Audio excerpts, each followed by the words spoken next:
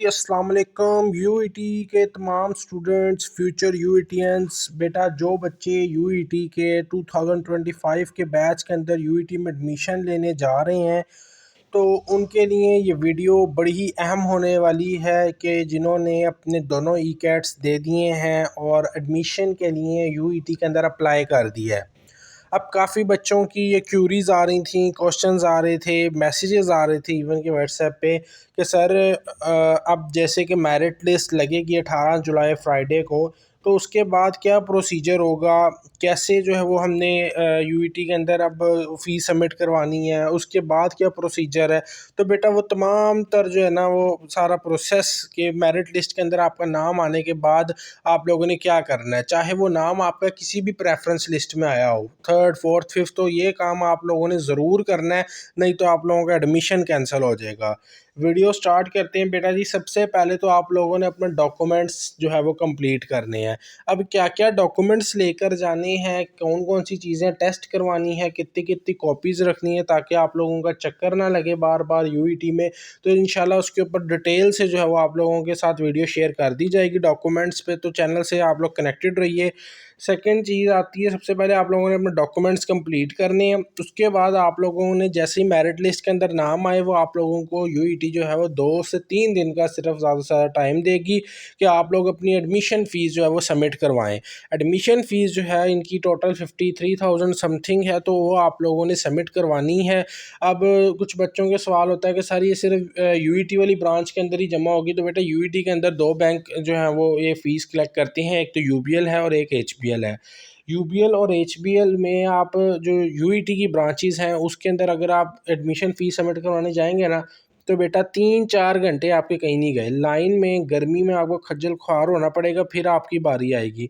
तो बेहतर यही है कि आप किसी और ब्रांच के अंदर जो है वो आप जो आपको चालान आएगा वो आप लोग किसी और ब्रांच में सबमिट करवा दें, क्योंकि अगर आप यूईटी के अंदर जो है वो करवाएंगे तो फिर बहुत ज़्यादा जो है वो आपको टाइम लगेगा। अब आपका क्वेश्चन होगा कि सर ये चालान हमें मिलेगा कहाँ से, क्या ऑनलाइन डाउनलोड होगा, कहाँ कहाँ से चालान मिलेगा। तो बेटा बिल्कुल भी ऑनलाइन डाउनलोड नहीं होगा।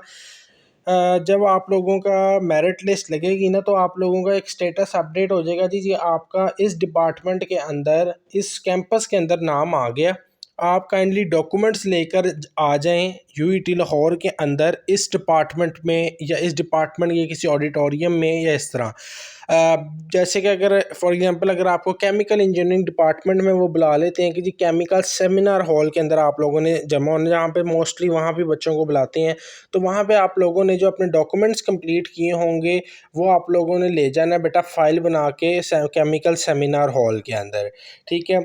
केमिकल सेमिनार हॉल के अंदर जब आप लोग अपने डॉक्यूमेंट्स लेकर जाएंगे, पहले आप लोगों को बैठाएंगे, पहले आप लोगों को टोकन लेना पड़ेगा। टोकन लेके जैसे ही आपका टोकन का नंबर आएगा तो आगे 6-7 पैनल्स बैठे होंगे, वो आपको जो है वो बुलाते जाएंगे, तो आप लोगों ने जाना है उधर, उनको अपने जो है वो डॉक्यूमेंट्स दिखाने हैं।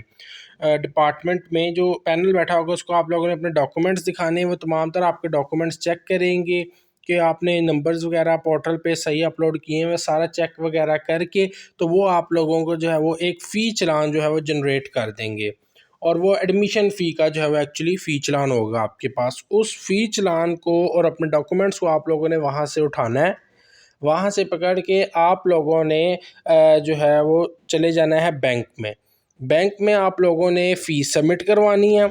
फ़ीस सबमिट करवा के वो जो आपके पास रिसिप्ट होगी पेड वाली, वो आप लोगों ने दोबारा ले जानी है उसी डिपार्टमेंट में। उसका आप लोगों को दोबारा अलग से टोकन दिया जाएगा।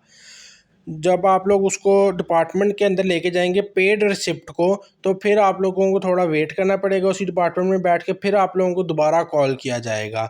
दोबारा कॉल किया जाएगा तो आप लोगों ने उसी किसी भी पैनल में आप लोगों ने जो है वो अपनी फ़ीस रिसिप्ट जो पेड हुई होगी आपने उसको चेक करवाना है। वो आप लोगों को एक फ़ाइल भी दे देंगे यूईटी वाले ना, तो जिसके अंदर आपने डॉक्यूमेंट्स लगाने, तो वो आप लोगों की वो चेक करेंगे कि फ़ीस आप लोगों की क्या वाकई पेड हो चुकी है। अगर पेड हो चुकी है तो वो आपको उसके अंदर एंटर करेंगे और आपके डॉक्यूमेंट्स को जो है वो बेटा वो सबमिट कर लेंगे। डॉक्यूमेंट्स को जब सबमिट करेंगे तो आप लोगों को एक एक पेज दे देंगे जिसके ऊपर आपकी रजिस्ट्रेशन होगी कि जी इस बच्चे का इस मेरिट लिस्ट के अंदर इस डिपार्टमेंट के अंदर नाम आ चुका है और ये रजिस्टर हो चुका है, और अब नेक्स्ट मेरिट लिस्ट जब भी लगेगी तो ये उसके लिए एलिजिबल है, और जैसे ही नेक्स्ट मेरिट लिस्ट लगेगी तो अगर इसका प्रेफरेंस अपडेट होनी होगी तो ऑटोमेटिकली अपग्रेड हो जाएगी। और फिर बच्चों के कुछ ये भी क्वेश्चन होते हैं कि सर क्या अगर सेकंड मेरिट लिस्ट के अंदर हमारा नाम अपग्रेड हो गया तो क्या हमें तो फिर दोबारा ये सारा प्रोसीजर करना पड़ेगा, क्या दोबारा एडमिशन फीस सबमिट करवानी पड़ेगी? तो बेटा बिल्कुल भी ऐसा नहीं है।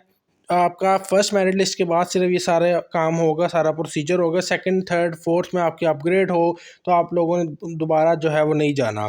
फिर यहाँ पे एक बच्चों का क्वेश्चन ये भी होता है कि सर हमारा पहली प्रेफरेंस लिस्ट में नाम आ गया यूईटी केएसके में, लेकिन हमारी जो टॉप प्रेफरेंस थी वो लाहौर की थी, तो अब हम फीस यूईटी लाहौर के अंदर जमा करवाएं। बिल्कुल आप लोगों ने यूईटी लाहौर के अंदर फ़ीस सबमिट करवानी है अपनी, ठीक है, और डॉक्यूमेंट्स भी। और जैसे ही आपका अपग्रेड हो जाएगी, आपको उम्मीद है कि आपका अपग्रेड हो गया है, तो आपका फिर वो ऑटोमेटिकली जो है वो यूटी लाहौर के अंदर ही कन्वर्ट कर देंगे। तो बेटा कोई भी इससे रिलेटेड कोई भी क्वेश्चन हो तो आप लोग पूछ सकते हैं। डॉक्यूमेंट्स क्या है इंशाल्लाह उस पर तफसील से आप लोगों को वीडियो बना के जो है वो शेयर कर दी जाएगी चैनल पे। चैनल से ज़रूर कनेक्टेड रहिए, व्हाट्सएप चैनल को भी ज़रूर फॉलो कीजिए। और भी कोई भी क्यूरी हो तो आप लोग पूछ सकते हैं कमेंट सेक्शन में। चैनल को ज़रूर सब्सक्राइब कर लीजिए। Thank you.